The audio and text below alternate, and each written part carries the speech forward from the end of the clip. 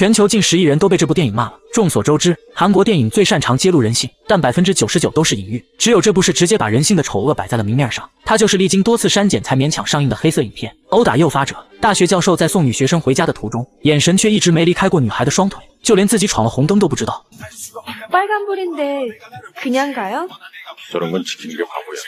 听听，这是一个老师该说的话吗？所以就连警察都看不下去了，直接在半路截停了他。而面对即将到来的惩罚，教授却丝毫不慌，因为他知道这条路上没有监控，于是直接当起了老赖，说自己从来没闯过红灯。谁知警察听后却拿出手机，原来他早就料到了一切。看着上面清晰可见的证据，教授立马又换了一副嘴脸，请求警察给他开个轻点的处罚，就比如没系安全带，或者写个压线之类的就行。警察听后很愉快地同意了，只不过这2条是叠加在闯红灯基础上的，也就是说，教授因为嘴贱，不仅又多了2条违章，还在女学生面前丢尽了脸面。于是气不过的他，朝着警察离开的方向就追了上去。而与此同时，警察正在休息站查看业绩单，见远方又驶过来一辆汽车，并且车速还非常快，于是他果断从兜里掏出遥控，直接把绿灯改成了红灯，本打算再趁机捞上一笔，可没想到这次车上竟然是教授。他不仅无视了红灯，还落下车窗，疯狂问候了警察的母亲。当警察反应过来时，教授早已开着车远去，然后他又故意把车开进了小路，一是为了躲避警察的追赶，二是为了得到身边的女学生。但心急的他并没发现，小路旁边立着2个牌子，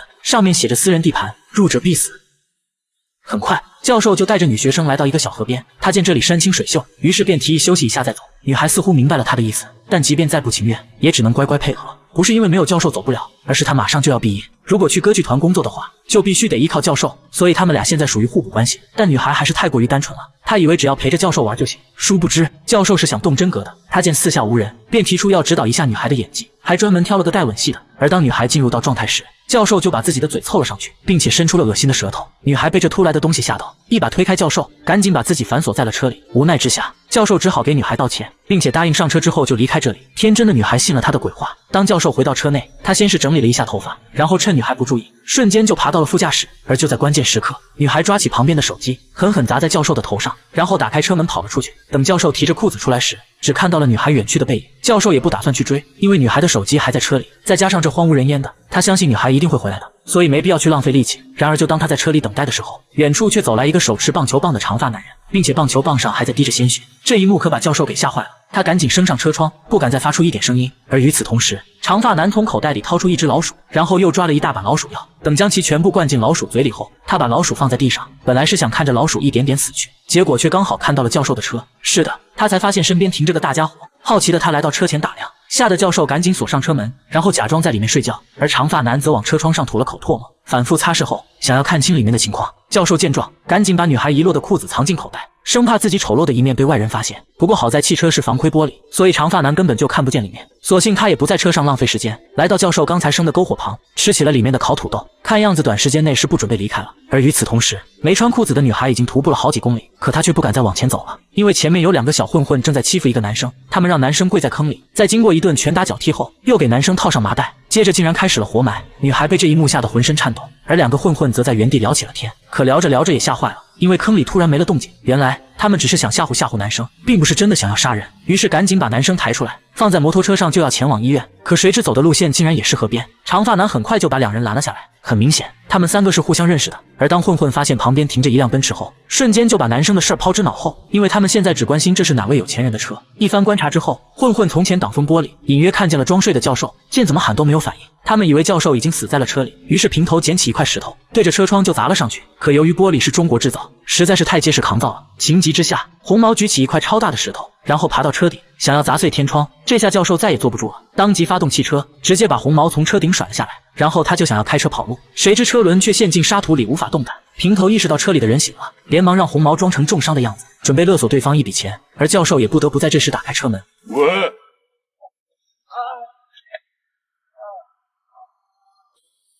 네? 왜 여기서 어슬렁거리냐고. 여기 우리 동네인데. 아니, 그게 아니고 이 차 처음 보냐고. 벤츠 처음 봐? 见几人被自己吓到，教授潇洒地拿出香烟，可当看见平头手里的石头，他再也无法掩饰内心的懦弱，双手开始不听使唤的颤抖。平头见状瞬间明白过来，眼前的人只不过是个纸老虎，顿时他就变得硬气起来。而教授见情况不妙，想要躲进车内，却被平头一把拽了出来，然后又被一棍子敲晕在了地上。平头从教授身上搜出来一个盒子，见里面装的是白色粉末，他们还以为是违禁品，谁知教授却说这只是咳嗽药。于是平头想都没想就扔了出去。长发男看到后，一眼就相中了这个盒子，他把里面的粉末倒掉，换成了自己兜里的老鼠药。而这一操作也成了本片最大的伏笔。不过现在先卖个关子，毕竟平头对教授的搜刮还没结束，眼看着就要摸到女孩的内裤，教授赶紧掏出自己的名片，开始向众人表明身份。而这时长发男也凑了过来，他看着教授的名片，突然想到曾在电视节目上的确见过教授，接着三人就以为遇到了大明星，瞬间开心的像个孩子，还说等会儿就请教授吃烤肉。而另一边，女孩历经千辛万苦，终于是逃到了公路上，并且幸运的是，她还遇见一个骑着摩托车的男人。女孩见对方老实憨厚，便开始撒娇卖萌，请求他送自己去车站。单身30年的男人哪里受得了这个，毫不犹豫就答应了女孩，但前提是他得先把东西给朋友送过去。想要回家的女孩只能同意，可万万没想到，经过一路颠簸，他竟然又回到了那个小河边。原来男人口中的朋友就是平头三人，而他送的东西就是平头要请教授吃的肉。女孩见状彻底傻了，一边是猪狗不如的变态教授，一边是刚刚活埋过人的混混，再加上还有个看着就有点不正常的家伙，这下他想跑都跑不了了，只能选择相信这个好心男人。而紧接着，男人开始询问教授的情况。当得知汽车陷进沙土中出不来后，他立马招呼平头三人帮忙推车，期间还让女孩坐在驾驶位踩油门。结果由于车陷得太深，他们用尽全力都没能将其推出来。同时女孩也非常失望，因为她翻遍了车内，可就是找不到自己的衣服，这让本就没安全感的她更加害怕。并且男人刚才还帮教授联系了拖车，一时半会儿是走不了的，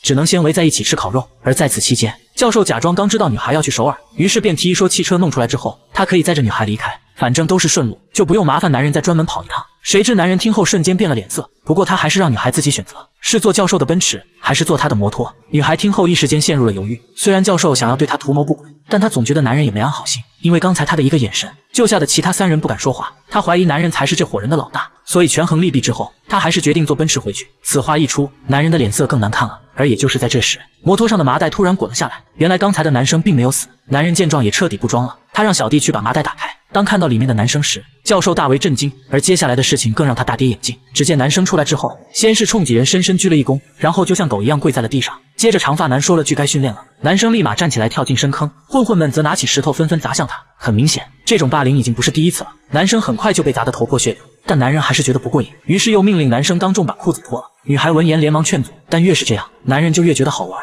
甚至逼着男生把内裤也脱掉。这下女孩再也坐不住了，站起身就想要逃跑，但在这几个变态面前，只不过是白费力气。而女孩被如此羞辱，教授全程没有说一句话，气得女孩对着他就是一顿臭骂，说要不是他，自己也不会落得如此地步。此话一出，男人瞬间明白过来，这俩人早就认识，也猜到了他们来这儿的目的。起初教授还死不承认，但当刀架在脖子上的时候，他立马就怂了。而作为这次撒谎的惩罚，男人逼迫教授和男生进行一场生死决斗。如果教授赢了，就放他和女孩离开；要是男生赢了，从此就再也不欺负他。说完就让2个混混把女孩带到了车上，随便干什么都可以，而他自己则脱光衣服跳进河中开始游泳。很快教授就被男生打倒在了地上，而也就是在这时，车内突然传来女孩的求救声。男生见状赶紧跑过去，先是一石头拍晕在车外偷看的长发男。当平头下车查看情况时，他又3两下放倒了平头。뭐야 이 손아.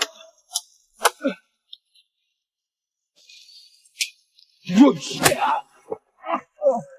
原来被欺负的男生一直在偷偷练习武术，只为有朝一日可以报仇。现在机会终于来了，他一个也不会放过。而就在他和红毛缠斗的时候，清醒过来的教授趁着混乱，竟然丢下女孩一个人跑了。同时想要逃跑的还有红毛。男生见状一脚踹倒了他的摩托车，他知道这是红毛最在乎的东西。果不其然，红毛见妈妈送给他的摩托被砸，举起40斤的石头就要跟男生拼命，结果可想而知，他也被男生打晕在了地上。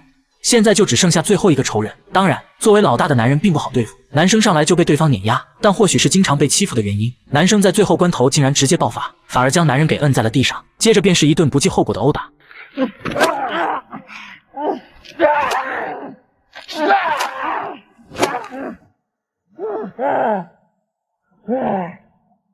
他用铁锹在沙滩上挖了个大坑，把4个人全部埋了进去。完事之后，他又从摩托车里取了一瓶汽油，分别浇在了4个人的头上。很明显，他想用火烧的方式来发泄心中的愤怒。可女孩却在这时拦住了他，希望他不要因为这几个混蛋葬送了自己的一生。谁知男生听后却问了他几个问题。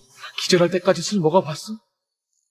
기절할 때까지 술 먹고 깨어날 때까지 맞아봤어?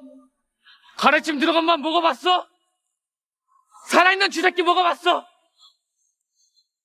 내가 얼마나 무서웠는지 알아? 이 개새끼들 꿈에 나타나면 학교도 못 갔어. 매일같이 철교에 올라가서 몇 번이나 죽으려고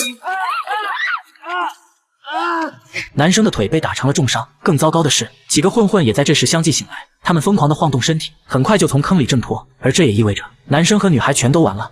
与此同时，已经逃到公路上的教授恰好遇见一个骑摩托的警察，可没想到拦下之后才发现，竟然是早上被他骂过的那个人。不过好在教授及时说出了情况，而当警察得知可以抓人立功时，他立马就忘了早上被骂的事儿，带着教授来到了那个河边。可让两个人都傻眼的是，这里不仅没有任何犯罪分子，甚至连教授的奔驰车都不见了。而就在警察以为又被教授耍了，对他进行殴打的时候，远处突然传来一声枪响，警察循着声音赶到，却看见女孩正用手枪顶着男人的脑袋。原来，在混混们从坑里爬出来之后，立马就对男生展开了报复。结果因为长发男下手太重，男生当场就没了动静，意识到杀了人的他们，将女孩也一起塞进了奔驰的后备箱，然后又用铁锹把车给挖了出来，打算来个毁尸灭迹，就当什么都没发生过。可谁知在扔车的路上，男生突然从后备箱里醒来，并且在里面开了一枪，这让本就技术不好的男人直接把车开了个底朝天，女孩和男生也顺势滚了出来。而看着男人再次靠近，女孩拿起男生手中的枪，祈求男人放他们离开。然而男人见状却丝毫不慌，他断定女孩不敢开枪，还故意把头伸了过去。而就在千钧一发之际，警察及时赶到，他在女孩开枪的瞬间，一把将男人扑倒在地，这才保住了他的小命。随后警察连忙夺走女孩的枪，但紧接着就发现了不对，因为这把枪竟然是他前2天丢的配枪。再仔细一看，地上满头鲜血的人竟然是他亲弟弟。原来男生早就告诉过哥哥，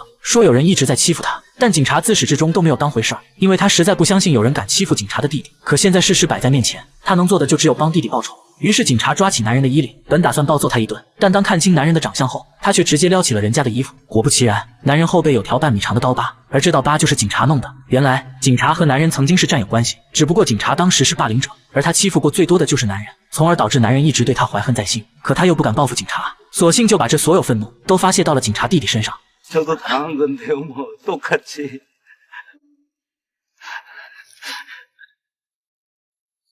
이제 그만 여기서 끝내자. 왜요? 왜 이제 그만 끝내야 되는 건데요? 미안하다 내가. 정말요? 진짜로 미안한 거예요?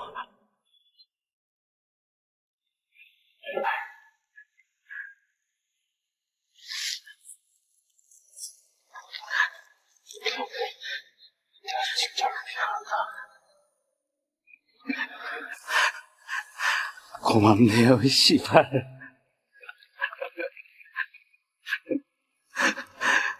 그런데 미안해서 어떡하죠? 전 이대로 못 끝내겠는데 받은 거 돌려주려면 아직 멀었어요. 此话一出，警察瞬间就被气笑了，同时心底的恶也被勾了出来。既然你不想到此为止，那就只能强行帮助你结束。警察用手铐控制住男人，对着他就是一顿疯狂输出，先是巴掌，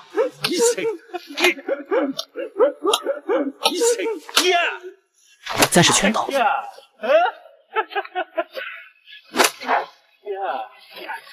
最后又是头盔。